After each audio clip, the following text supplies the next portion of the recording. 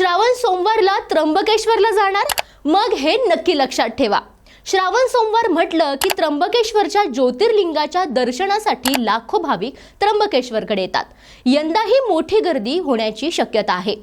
त्यामुळे दर्शनाला जाण्यापूर्वी वाहतूक आणि पार्किंगचं नियोजन माहिती असणं अत्यंत महत्त्वाचं आहे। जिल्हा माहिती अधिकारी कार्यालयाने दिलेल्या आकडेवारीनुसार पहिल्या, दुसऱ्या आणि चौथ्या श्रावण सोमवारी 1 ते 1.5 लाख तर तिसऱ्या श्रावण सोमवारी तब्बल 4 ते 4.5 लाख भाविक येण्याची शक्यता आहे। म्हणूनच आपलं नाशिक आपला आवाज तुमच्यासाठी घेऊन आले त्र्यंबकेश्वरच्या प्रवासातील महत्त्वाच्या सूचना। सर्वात आधी आणि सर्वात महत्त्वाची गोष्ट, त्र्यंबकेश्वर शहरात खासगी वाहनांना प्रवेश बंदी असणार आहे। म्हणजेच कार, टॅक्सी, रिक्षा किंवा इतर खासगी वाहनं घेऊन थेट मंदिराच्या दिशेने जाता येणार नाही। नाशिककडून येणारी खासगी वाहनं खंबाळे येथील बाह्य वाहनतळावर पार्क करावी लागणार आहेत। यानंतर भाविकांसाठी एसटी महामंडळाच्या अतिरिक्त बसची व्यवस्था करण्यात येणार आहे। म्हणजेच तुमचा प्रवास असेल नाशिक पासून खंबाळे येथे पार्किंग आणि पुढे एसटी बसने त्र्यंबकेश्वर। त्यामुळे मंदिराजवळ खासगी वाहनं नेण्याचा प्रयत्न करू नका। प्रशासनाने निश्चित केलेल्या पार्किंगचा वापर करा। आणखी एक गोष्ट लक्षात ठेवा, पार्किंग केल्यानंतर मंदिरापर्यंत काही अंतर पायी चालावं लागू शकतं। त्यामुळे ज्येष्ठ नागरिक, महिला आणि लहान मुलांसोबत येणाऱ्यांनी त्यानुसार तयारी करावी आणि प्रवासासाठी अतिरिक्त वेळ ठेवावा। आता वाहतूक नियमांचा कालावधीही महत्त्वाचा आहे। पहिल्या श्रावण सोमवारासाठी 16 ऑगस्ट रविवार सकाळी 6 वाजल्यापासून 17 ऑगस्ट सोमवारी रात्री 8 वाजेपर्यंत वाहतूक नियम राहणार आहेत। यानंतर दुसऱ्या, तिसऱ्या आणि चौथ्या श्रावण सोमवारीही प्रशासनाने निश्चित केलेल्या कालावधीतच वाहतूक नियम लागू राहणार आहे।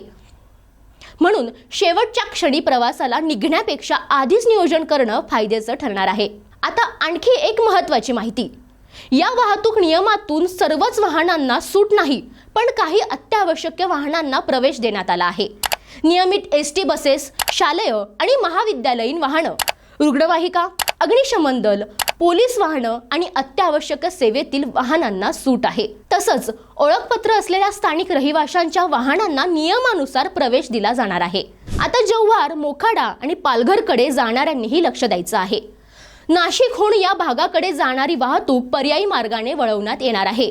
नाशिक, गोवर्धन, गिरणारे, धोंडेगाव, देवरगाव, वाघेरा फाटा, आंबोली फाटा आणि पुढे जव्हार असा पर्यायी मार्ग देण्यात आला आहे। त्यामुळे या मार्गावर प्रवास करणाऱ्यांनीही आपला प्रवास त्यानुसार आखावा। आता गर्दीच्या काळात वाहन चालवताना काही गोष्टी अजिबात करू नका। लेन कटिंग करू नका, रॉंग साइडने वाहन चालवू नका, रस्त्याच्या कडेला वाहन पार्क करू नका आणि प्रशासनाने बंद केलेल्या मार्गावर जाण्याचा प्रयत्न करू नका। यामुळे वाहतूक कोंडी वाढण्यासोबतच अपघाताचा धोका निर्माण होऊ शकतो। आरोग्याच्या दृष्टीने प्रशासनाने महत्त्वाचं आवाहन केलं आहे।